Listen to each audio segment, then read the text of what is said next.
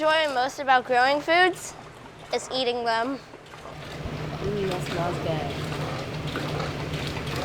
We believe that every student deserves quality science education, and we are in a mission to accomplish that.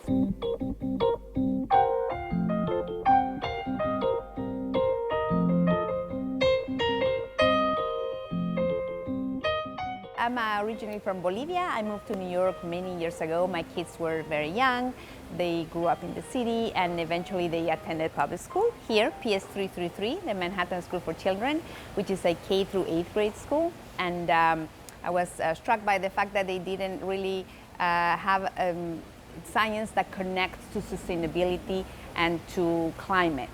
So I started looking for different options, and that's when I found the Science Barge, which is the first project of New York Sunworks. So then with a very close friend, Cecil Roberts, who was also a parent at the school, and then other parents who joined us, we started this program, which is based on what the Science Barge was offering at the time, which was basically a prototype of an urban farm that was under a small greenhouse on the Hudson, on a barge, off-grid, and therefore showing New York City the future of farming.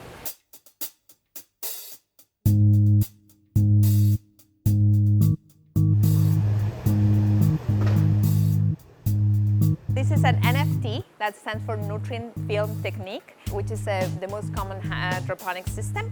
So you have the water in a reservoir in the back. It's going to be pumped to that end. The water will go down to these gutters, and then it goes again back to the reservoir, and that's pumped again. So that's how the water recycles, it recirculates, and that's how we use 90% less water than traditional farming.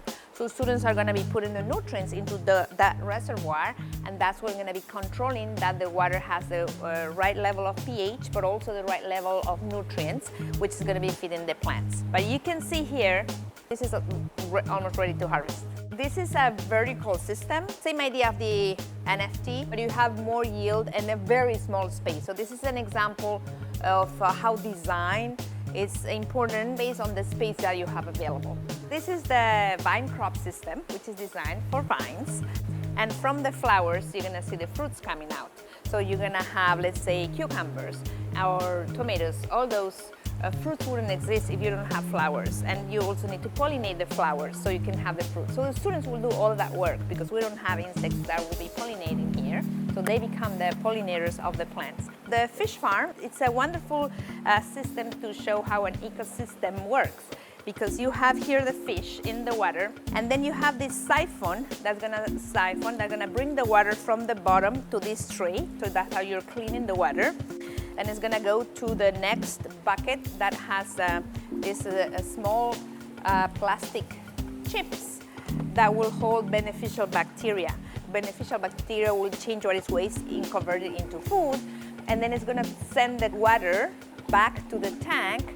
On the top of the tank where the fish are, that's a full circle on how an ecosystem will work. So really our only intervention here is to feed the fish, and then the rest just, happens as it would happen in nature. Students learn all the science content they are supposed to learn in their specific grade, but they do it through the lens of urban agriculture. So really it's magical for the students to not only choose from, let's say, 200 types of seeds, different kinds of leafy greens. They would seed in different grow media, rock wool or other type of grow media. They would water the plants. They would look and understand what's germination. They're gonna see the plants grow. They're gonna transplant them into all the systems that we have. They will understand how the technology works. They would add nutrients to the water, measure pH, measure electric conductivity, run the farm, but again, connecting and understanding why this is important and how things happen and why things happen. For some reason it tastes better than normal because I knew that I grew it and me and my classmates, but I grew it and it just was really exciting. It's really fun.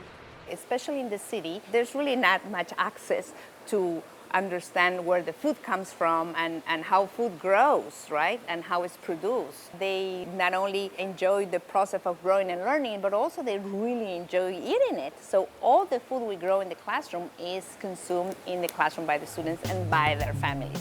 At the end of the year, if you're growing like basil, you get to take like a whole pouch of basil home, and you could probably make it into pesto. So the majority of the schools are Title I schools, and they are located in underserved communities. So in the majority of the schools, the actual food production is important. It's part of the needs they have.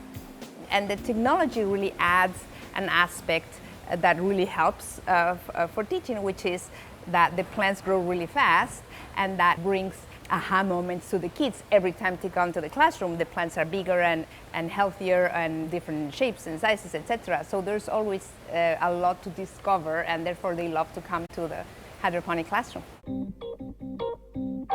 We are in 350 schools in the 5 boroughs, including 2 CUNY schools. And we're working with 140,000 students this year alone. So the program is replicable, and we're also growing to other cities beyond New York.